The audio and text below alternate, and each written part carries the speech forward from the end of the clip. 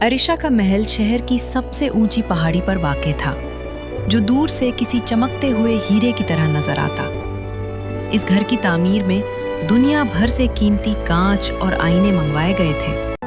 अंदर दाखिल होते ही हर दीवार पर लगे हुए बड़े बड़े ग्लासी पैनल्स और आईने अरिशा के अक्स को हर तरफ नुमाया करते।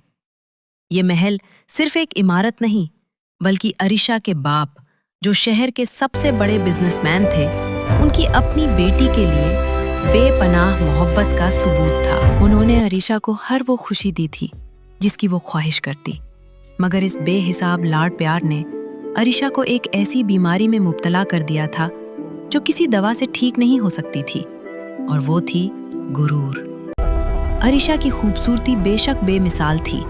वो जब महल के बड़े हॉल में चलती तो ग्लासी फर्श पर उसके कदमों की टपक और शीशों से टकराती रोशनी मिलकर एक अजीब समा पैदा करती।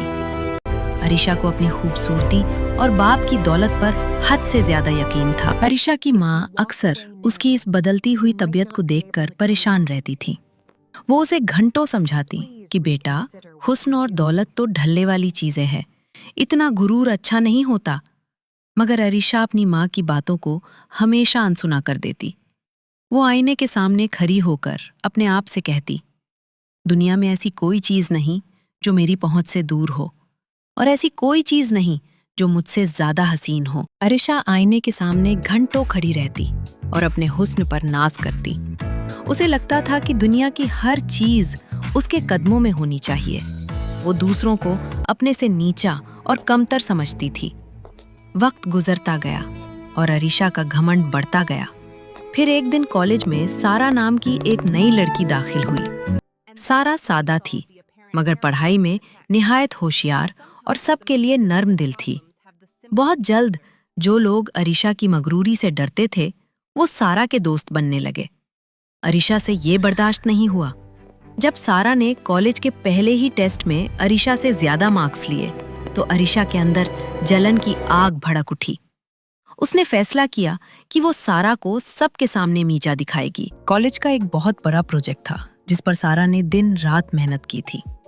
अरिशा ने हसद में आकर सारा का लैपटॉप और उसकी सारी फाइल्स चोरी कर लिए ताकि सारा नाकाम हो जाए। अरिशा ने सोचा कि वो जीत गई है, मगर उसे नहीं मालूम था कि कॉलेज के कॉरिडोर में लगे सीसीटीवी कैमरों ने उसकी एक घटिया हरकत रिकॉर्ड कर ली थी। अगली सुबह जब प्रिंसिपल ने सबके सामने वो वीडियो दिखाई, तो अरिशा का सर शर्म से झुक गया। जो दोस्त उसके पैसों की वजह से साथ थे, वो भी उससे नफरत करने लगे। अरिशा अब कॉलेज में किसी को मुंह दिखाने के लायक नहीं रही थी।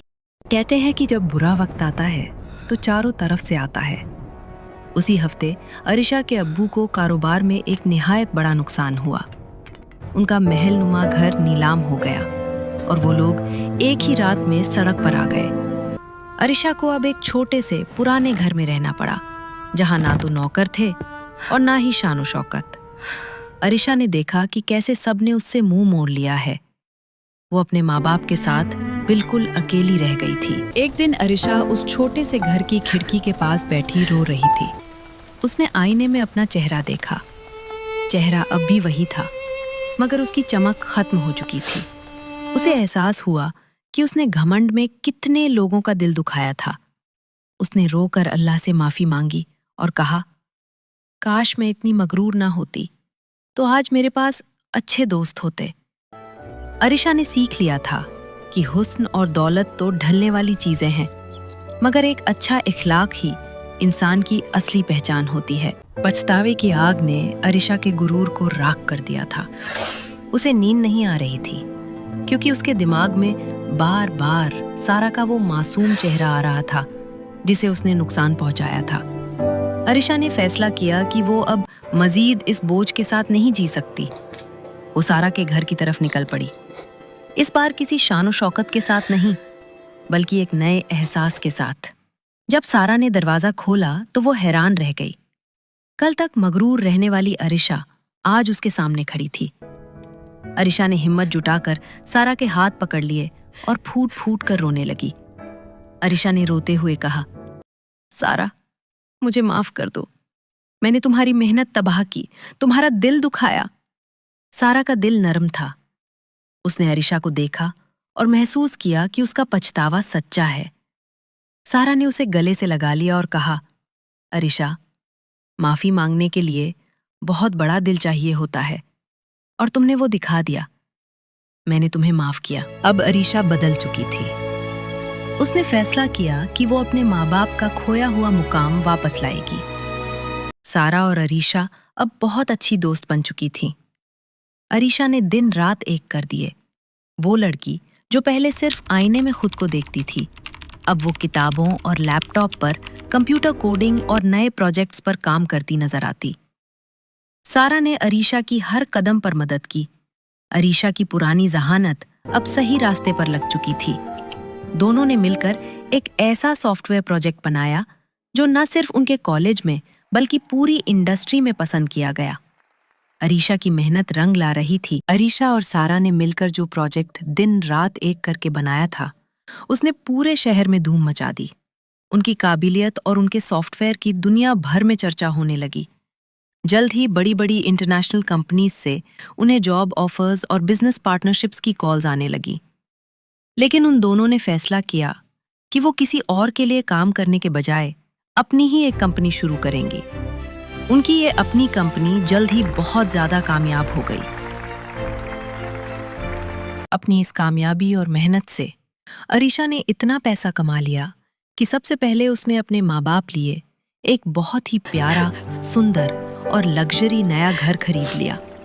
जब अरीशा इस नए घर में दाखिल हुई तो वो बदल चुकी थी। उसका सारा गुरूर बिल्कुल खत्म हो चुका था और वो अब पहले से बहुत ज्यादा बेहतर, एक बिल्कुल सिंपल और सीधी सादी लड़की बन गई थी। अपनी इस कामयाबी को दूसरों के काम लाने के लिए अरीशा और सारा ने मिलकर एक स्कूल खोला। इस स्कूल में वो जरूरतमंद और गरीब बच्चों को बिल्कुल मुफ्त में आईटी की तालीम और मॉडर्न स्किल्स सिखाती थी। वो उन बच्चों की हर मुमकिन मदद करती थी ताकि वो भी अपनी जिंदगी में आगे बढ़ सकें। उनका ये कदम उन्हें सच्ची खुशी दे रहा था। अरीशा की ये दास्तान हमें सबक देती है कि टेम्परेरी कामयाबी पर गुरूर करना इंसान को कहीं का नहीं छोड़ता।